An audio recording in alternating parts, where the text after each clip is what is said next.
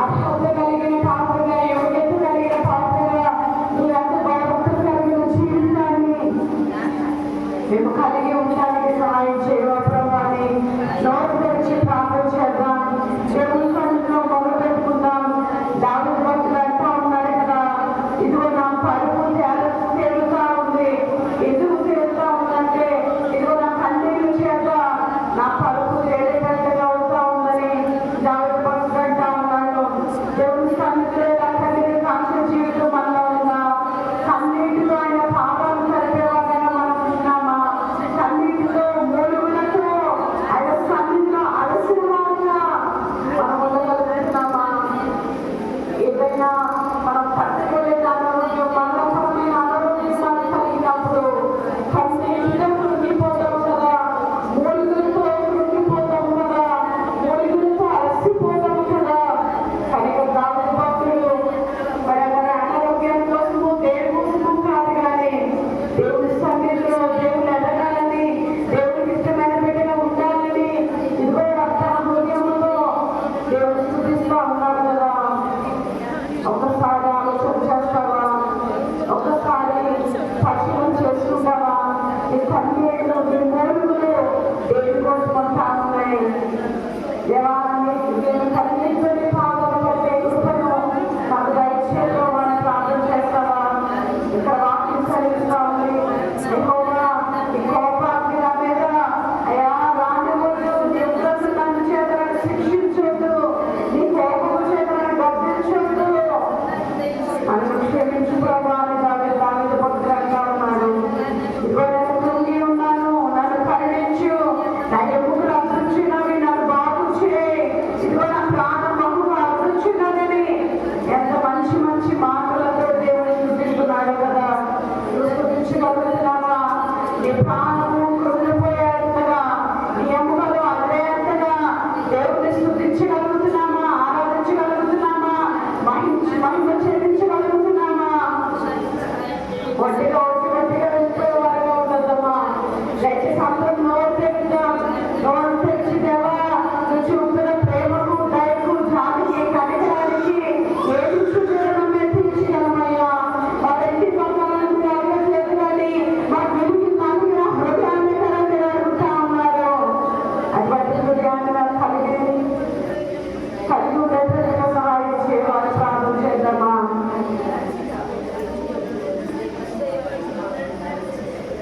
మరణమైన వాటిని మీరు కూర్చుని జ్ఞాపకం లేదని వాక్యం చదివిస్తా ఉంది. పాతాళంలో ఎవరిని హృదయపరంతో చెల్లించేదని వాక్యం చదివిస్తా ఉంది. నిజమే, చనిపోయిన వాళ్ళు, సమాధి అయిన వాళ్ళు దేవుడు స్తుతించలేదు కదా. నువ్వు స్తుతించగలుగుతున్నావా? దేవుడు సజీవుడు ఉన్న మనల్ని మన నోటితో దేవుడు స్తుతించగలుగుతున్నామా? కొన్ని వారం మనం చూస్తాము కదా, ఉదయంగా మన కంఠస్వరం నీకు వినబడలేము అని దావీదు వాక్యం చదివిస్తా ఉన్నాడు.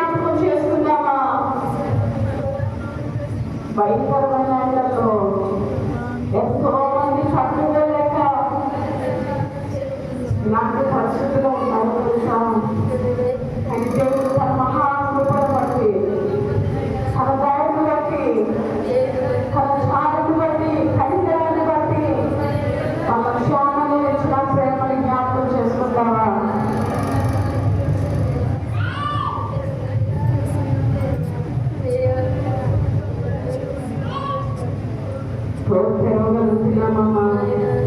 మనం ఇక్కడ చాలా మంది ఉన్నాం. మనమందరం నోరు తెరిచి స్వరం ఎత్తి దేవుని ఆరాధన చేస్తే మైక్ కూడా సరిపోదు కదా. కానీ స్వరం రాని వారుగా, నోరు ఎత్తని వారుగా, దేవుడు సృష్టించిన వారుగా, దేవుడు మహిమపరిచిన వారుగా ఇంకెవరైతే ఉన్నారో ఇంకో దేవుడిని చూసి దుఃఖపడుతున్నారేమో, దేవుడిని చూసి కన్నీరు కాస్తున్నారేమో, ఇది ఆయన గాయం రేపేదాకా ఉంటున్నారేమో, స్వరం ఎత్తి ఆయన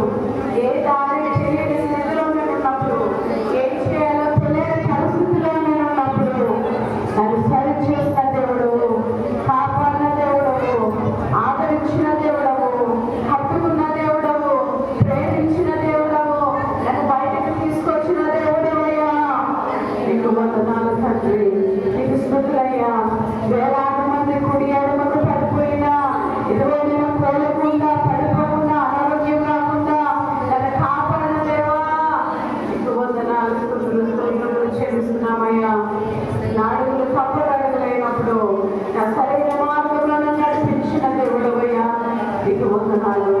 చిన్నపిల్లలు తప్పులు వేసుకున్నప్పుడు ఎక్కడ పడిపోతారో జారిపోతారో ఎక్కడ తప్పు మార్గంలో వెళ్తున్నారో అని మనం ఎంతగా వాళ్ళ కాపాడుతామో కదా.